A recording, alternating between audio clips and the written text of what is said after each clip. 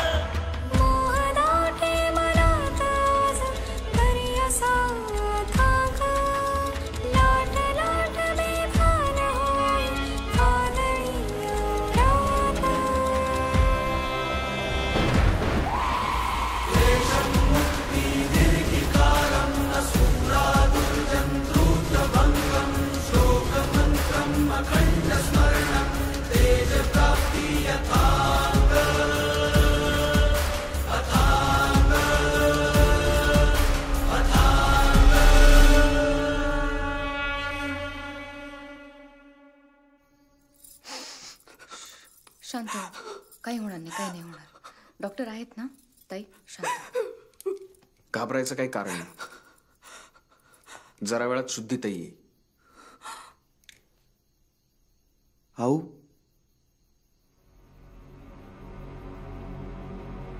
मालक, माझ्या जगन्नाथला पदरात घ्या. माझा आजार वाढत चाललाय, कवा बी मरण येईल. अगं, तुझ्यासारख्या खूप बायका मांडी खालून गेल्या.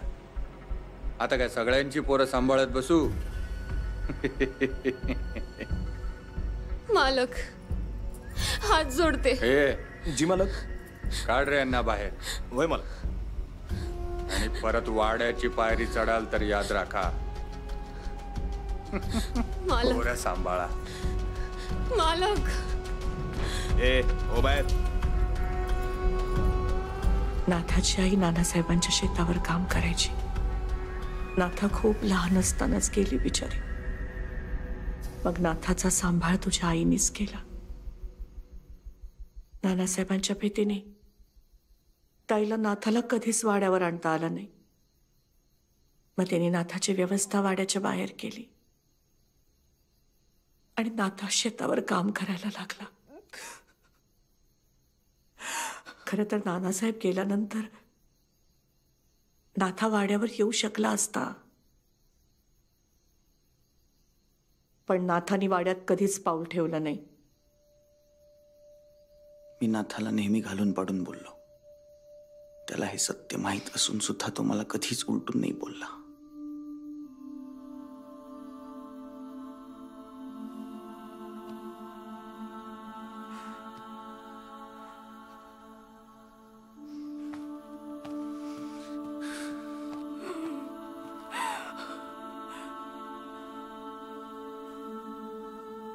नाथाने संपूर्ण आयुष्य नोकर म्हणून जी 20 एकर जमीन कसली, आजपासून ती सर्व जमीन त्याची.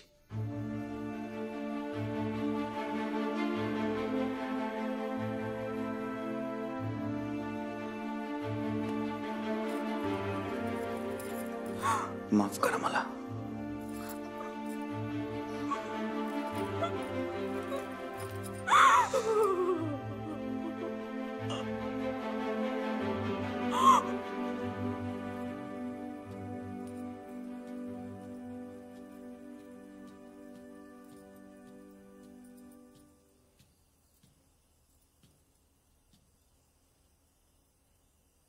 तुम्ही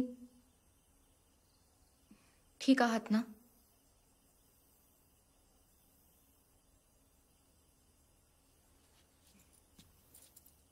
वाड्याच्या भिंतींना चरे गेले की समजायचं वाड्याने आतल्यात खूप काही लपून ठेवलंय. इतकं की घृणा वाटेल स्वतःची.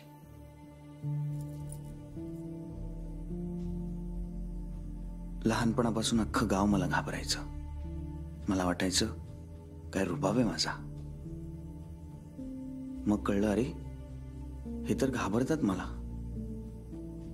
आणि जेव्हा सुज्ञ झालो तेव्हा समजलं, हा रुबाब किंवा भीती नसून ही फक्त घृणा आहे. सरदेशमुखांनी वारसा हक्कात मला गावकऱ्यांचे फक्त श्रापच दिलेत. माझं संपूर्ण आयुष्य हे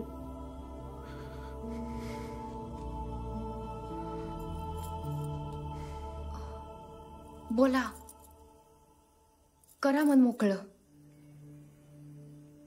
मनात साचवून त्याचा उद्रेक होण्यापेक्षा काढून टाका तो राग बाहेर.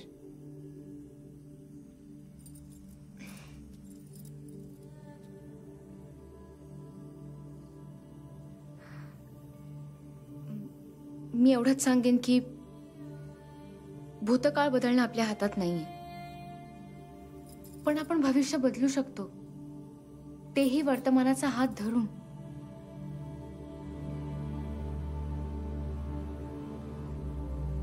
म्हणजे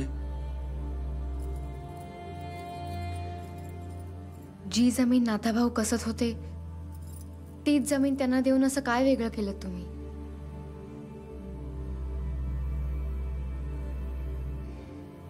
त्या जमिनीपेक्षा नाथाभाऊंना काय गरजेचं आहे ह्याचा पुन्हा एकदा विचार करा.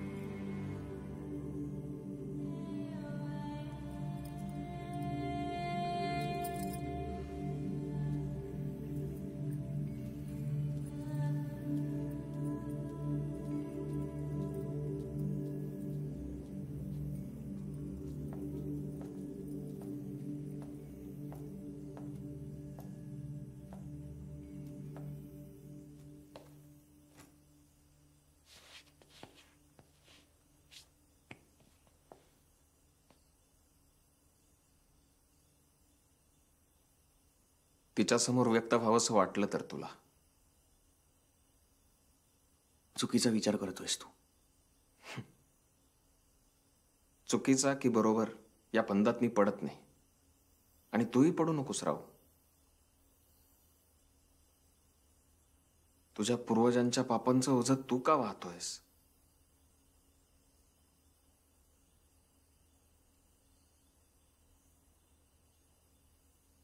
तुझ्या मनात काय चाललंय माहित नाही, पण आता ती जे काही बोलली ना ते सत्य आहे.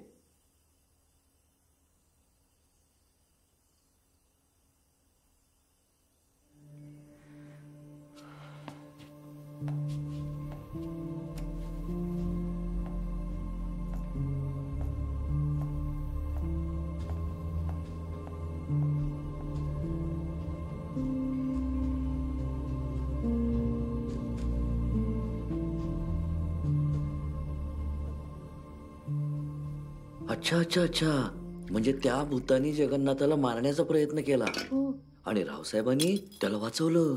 अहो भूत नाही, मग अळवत. अच्छा, मग तुम्हाला दिसली का ती? कोण म्हणलात? अळवत. हा, अळवत. नाही, मला नाही दिसली, नाही, पण ती नाथाभाऊ आणि रावसाहेबांना दिसली. ते सरदेशमुखांचे वंशज आहेत ना, ती फक्त त्यांनाच दिसते. अच्छा, म्हणजे ती सुद्धा सोयीने दिसते का? तसं नाही. मग म्हणजे आता ती अळवत आहे ना, ती ठरवते ना की आपल्याला कोणाला दिसायचंय. एकतर ती सरदेशमुखांच्या वंशजांनाच दिसते, पण जर तिने ठरवलं की नाही दिसायचं आपल्याला, तर ती कोणालाच नाही दिसणार. बर, आता आपल्याला दिसायला आपण काही सरदेशमुखांचे वंशज नाही आहोत ना, नाही, फक्त या वाड्यात राहतो म्हणून आपल्याला नाही दिसणार ती. आणि ती अळवत म्हणजे काही एकतर भूत नाही आणि सगळ्यांनाच नाही. आता ती ऐका ऐका ऐका, हे सगळं आपल्याला सोयीने सांगण्यात आलेलं आहे. तुम्हाला गोष्ट वाचायची आवड आहे ना, ही घटना सुद्धा तुम्ही गोष्ट म्हणून ऐका आणि सोडून द्या. काय कळलं? हो. चला, हो. तुम्ही आता स्वयंपाकाचं बघा, मी जरा या बदलीच्या अर्जाचं बघतो. सांगली नाही, निदान कोल्हापूर मिळालं तरी चालेल, पण इथे नको. हा गाव, हा वाडा, ती लोकांची बोलणी नकोच आता आपल्याला. तुम्ही म्हणाल तसं.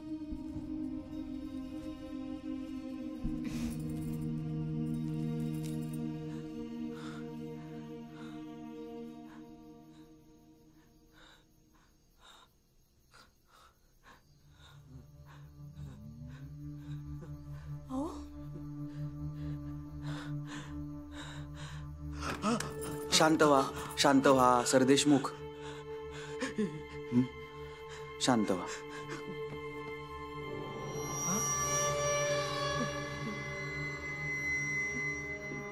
आता काळजी करायची गरज नाही, मी आहे ना.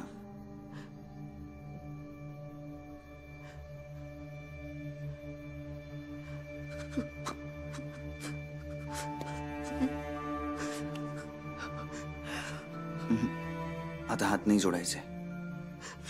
या वाड्यावर जेवढा हक्क माझा आहे तेवढाच तुमचाही आहे.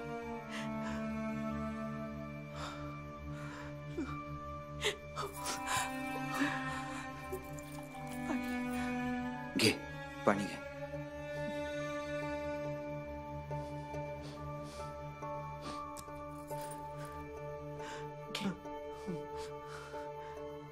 नाथाभाऊ हे बरोबर नाही. हं मावशी, नाथाभाऊ मथिताईशी बोलत नाही, तिच्या हातून साधा पाणी सुद्धा घेत नाही.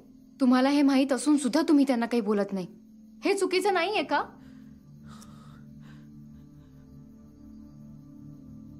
रावसाहेब, तुम्ही तरी ओरडा ना त्यांना.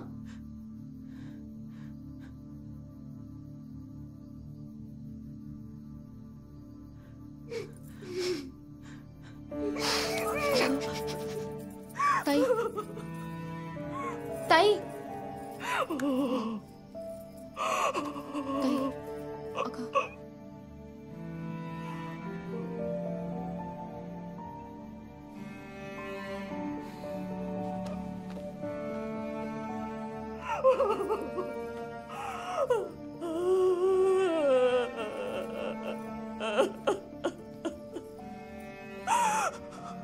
आहे हे बघ तुझी सून मधुरा.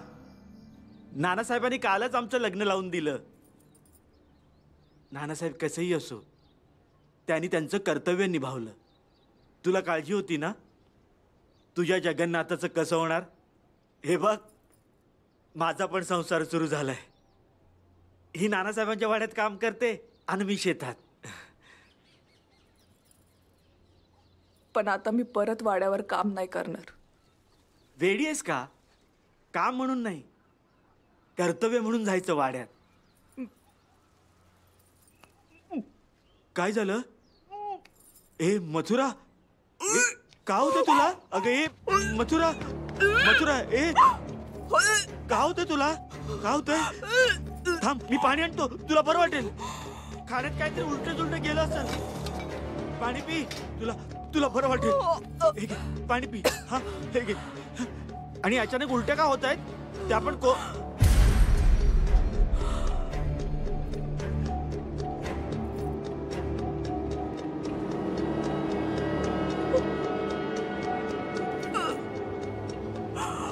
कुणाचं पाप आहे? कुणाचं पाप आहे? नानासाहेब,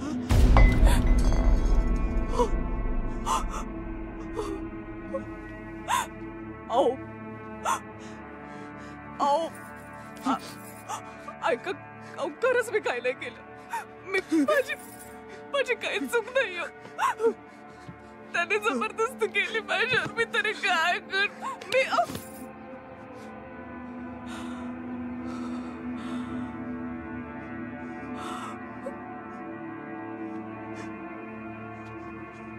नानासाहेबांनी माझ्यावर जबरदस्ती केली आणि माझं लगीन यांच्याशी लावून दिलं. मला मी कळना मी काय करू.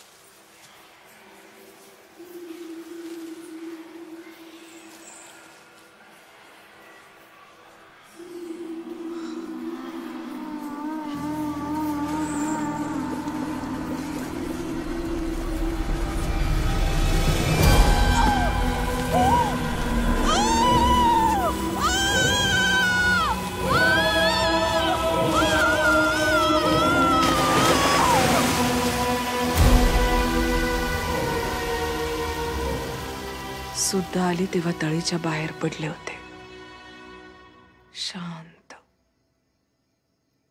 काही त्रास होत नव्हता. जाग आली तेव्हा वाटलं काही घडलंच नाही. थोड्या वेळानं मला समजलं, भूल गेलं माझं. आधी राग आला, वाईट वाटलं, रडावं वाटलं. मग स्वतःवरच हसले. म्हटलं बरं झालं गेलं. जिवंत राहिलं असतं तर माझ्यासारखंच बापाची नाराजी आणि राग पाहिला असता. बिना बापाचं वाटलं असतं. बरं झालं गेलं.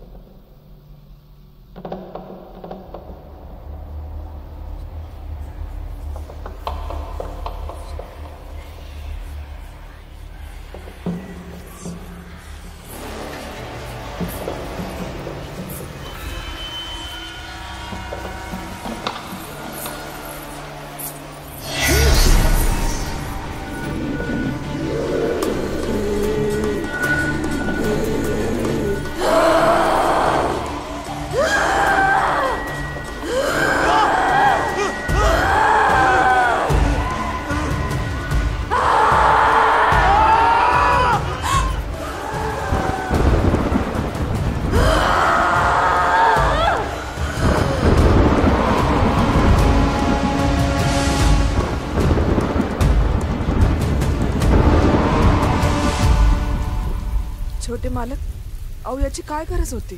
आणि अहो मावशींची काळजी कोण घेणार? मी घेणार. आधी तुम्ही सुरक्षित व्हा. उद्या परवाकडे काशीकर येतील आणि तुमची सगळी सोय करतील. काळजी घ्या.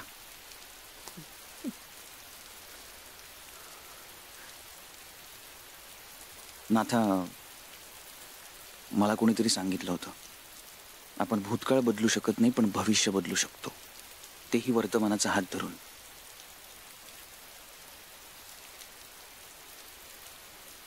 जे काही घडले त्यात मध्ये अजिबात गुन्हेगार नाहीये.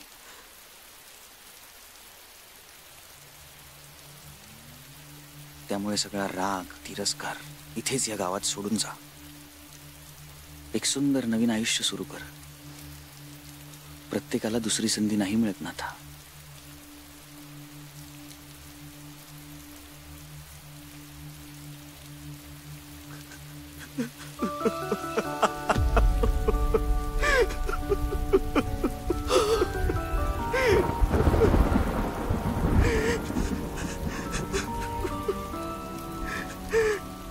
राहू,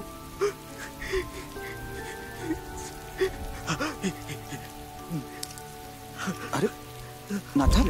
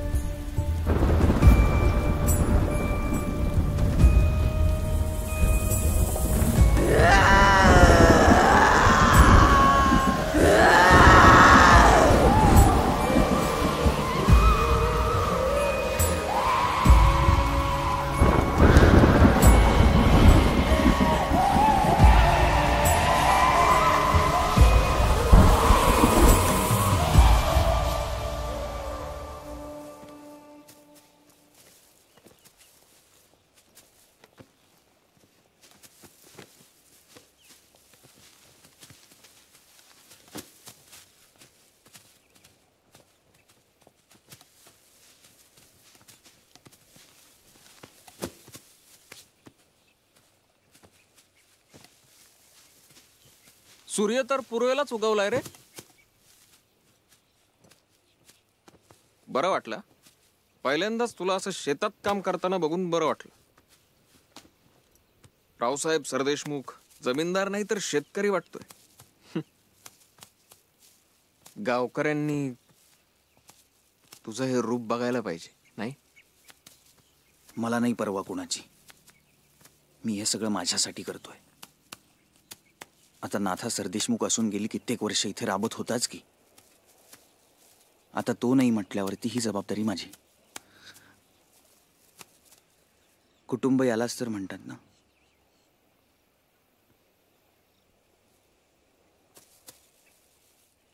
काशीकर गेले का रे पुण्याला? कालच. नाथाची व्यवस्था करून येतील.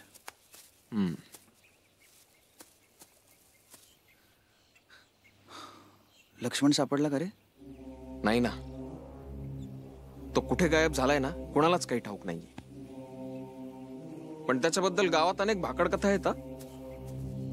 काही म्हणतात तो मेला, काही म्हणतात त्याला वेड लागलंय, काही म्हणतात तो वेश बदलून आसपास राहतो, त्याला कोणी ओळखू शकत नाही. काय बोलणार आता. लोक काही बोलतात. बरोबर आहे, लोक काहीही बोलतात. पण मी काही लक्ष देत नाही हो. हे सगळं शापित वाडा भूत वगैरे आहे, आपला काही विश्वास नाही. पण हे असं आश्रित म्हणून कुणाच्या तरी घरी राहणं मला काही पटत नाही. आपले नातेवाईक जिथे आहेत, आपले घरचे लोक जिथे आहेत, तिथे बदली झाली म्हणजे मग त्यांची सोबत पण राहते, वेळही चांगला जातो. बरोबर बोलताय तुम्ही. अहो, उद्या मुलाबाळांचा विचार केला ना तर आपले नातेवाईक आपल्या जवळ असलेले चांगले. आडीनडीला लगेच मदतीला येतात. म्हणून तर हा बदलीचा अर्ज देतोय तुम्हाला. यावर सही दिलीत तर आज संध्याकाळीच कोल्हापूरला जाऊन येईन. लगेच सही करून देतो. पण मास्तर एक विचारू, तुम्ही स्वतःहून इथे बदली करून का आलात हे नाही सांगितलं तुम्ही. निघतो मी, मला वर्गावर जायचंय.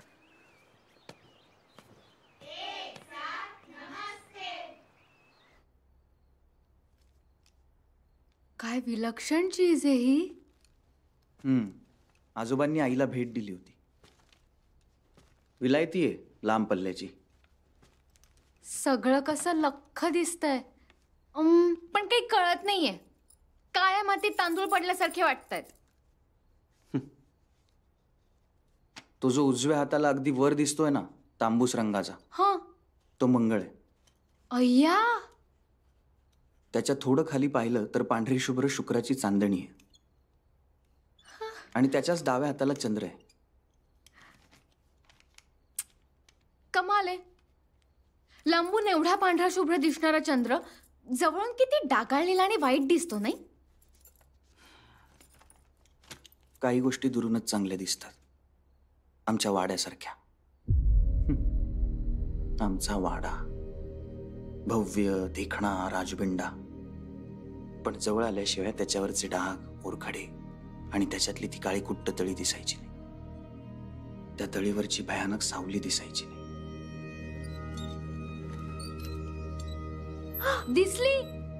दिसली ती मला. तुम्हाला कशी काय दिसू शकते? ती फक्त सरदेशमुखांना दिसते. अहो, खरंच दिसली मला. तुम्हीच बघा. या बघा. दिसली ती तळीतली कमळं. आजवरती काळी कुट्ट तळी पाहिली, आता त्यावरची सुंदर कमळं बघा. प्रश्न फक्त नजरेचा आहे रावसाहेब.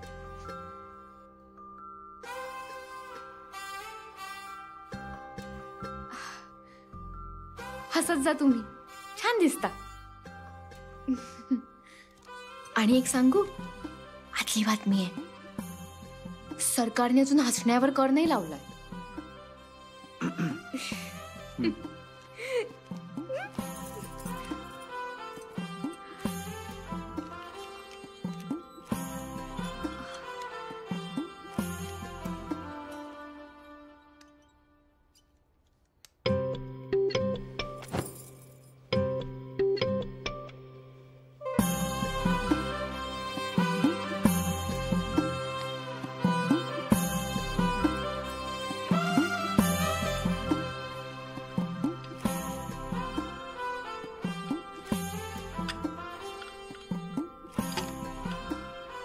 करताय?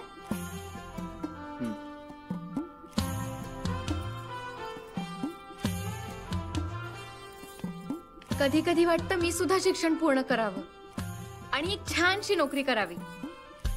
पण आता जे आहे तेही चांगलंच आहे की. म्हणजे मास्तर आहेत की तुमची काळजी घ्यायला. मग तुम्हाला नोकरी करायची काय गरज आहे? गरज काय म्हणजे कष्टाने मिळवलेल्या भाकरीची चव आयती पुढ्यात सरकवलेल्या भाकरीपेक्षा खूप वेगळी असते. त्याने पोट भरेल पण मन भरायला कष्टाचीच भाकरी लागते. आणि स्त्रीला सुद्धा स्वाभिमानाने जगण्याचा अधिकार आहेच की.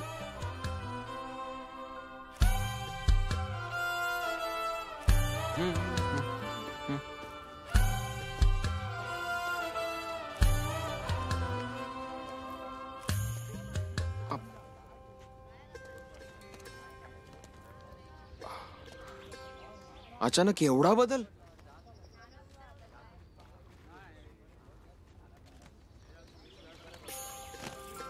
तुझ्याकडे चक्क बायका काम करतायत. कसं काय? काळानुसार बदललेला दृष्टिकोन असू शकत नाही का? असू शकतो. काळानुसार बदललेला दृष्टिकोन. राव, अरे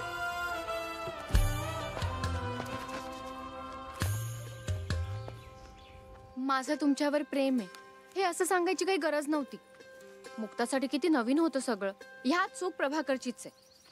नाही, तुम्ही आता मुक्ताला पाठीशी घालताय. अहो, मुक्ताचं लग्न झालंय. कितीही नाही म्हटलं तरी त्यांच्यात अंतर आहे. समाजाचं, परंपरेचं, संस्कृतीचं. आता मुक्ताला जरी वाटलं तरी प्रभाकरने तिचा विचार करणं देखील चूक आहे. प्रेमात चूक आणि बरोबर काही येत नाही. प्रेमात समाज आणि त्यांची बंधनं सुद्धा येत नाहीत. ताबा मेंदूवर असतो, मनावर नाही. शेवटी लेखकाने जे लिहिले तेच होणार. माहितीये मला. तुम्हाला गरज होती का काही वाद घालायची? मी वाद घातला? हो, तुम्हीच तर घातलात. एरवी तुम्हीच वाद घालता. मला बोलू देता का कधी काही? एकदा आघाडी सुरू झाली की कुठे थांबतच नाही. सुटली की सुसाट निघते. अहो, कोणीतरी बोलतंय त्याचं ऐकावं पण नाही.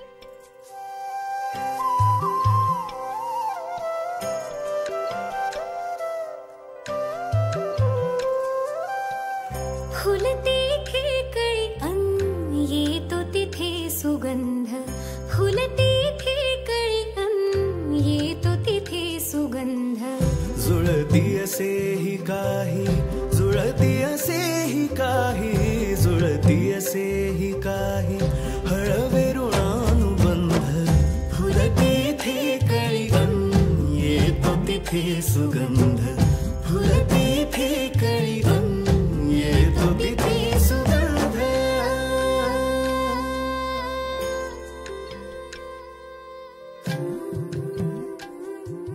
पाहिलं ना, हाच फरक आहे तुमच्यात आणि राहू मध्ये. तो कर्म धर्म दोन्ही पाळतो आणि तुम्ही जेव्हा तेव्हा त्याच्या पूर्वजांवरून त्याचे वाबाडे काढत असता. काळ भैरव पाहतोय बर का. गोड कमी केलं ना.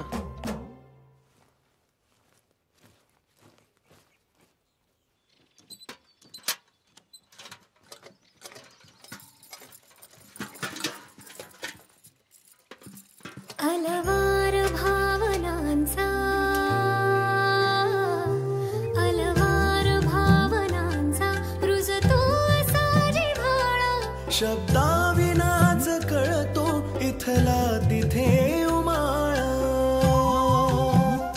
सूर गुंतल्या मनांचे असतात एक संध.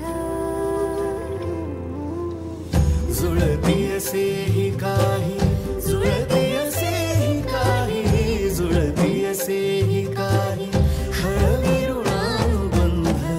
फुलती खेकळी अन येतो तिथे सुगंध. फुलती खेकळी अन येतो तिथे सुगंध.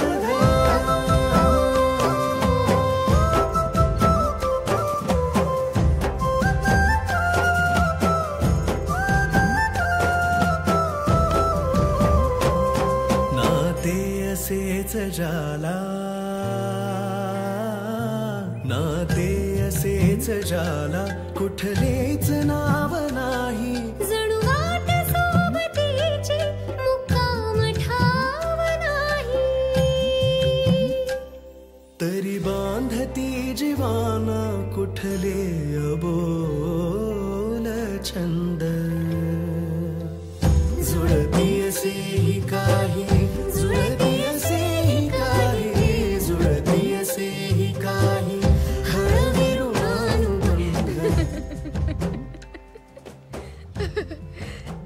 हसायला काय झालं? पान नंबर 470 दुसरा परिच्छेद. प्रभाकर आणि मुक्ताने एकत्र राहण्याचा निर्णय घेतला. म्हणाले होते ना मी, ताबा मेंदूवर असतो, मनावर नाही. प्रभाकर आणि मुक्ता एकत्र येणार, बघाच तुम्ही. तुम्ही एकदाच वाचून संपवत का नाही ते पुस्तक? म्हणजे शेवटही कळेल आणि तुम्हीही मोकळ्या व्हाल. नको, गोष्ट आणि नाती उलगडण्यातच गंमत असते. दोघांनाही वेळ द्यावा लागतो. घाई करून नाही चालत. कळलं का? जुळती असेही काही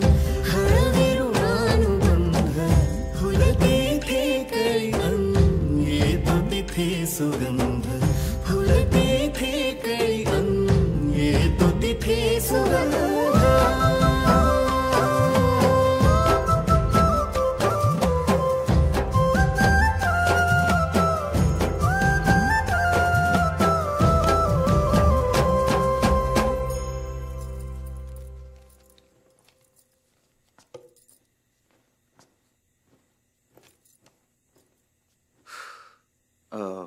कोण हवंय? सर, देशमुखांचा वाडा. हो, हाच. तामणकर मास्तर. या. आऊ, ए आऊ. काय रे बाबा? तामणकर मास्तरांना कोणीतरी भेटायला आलंय.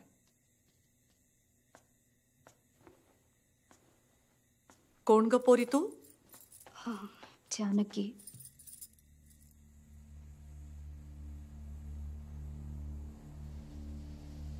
ताम्हळकर मास्तरांची बायको.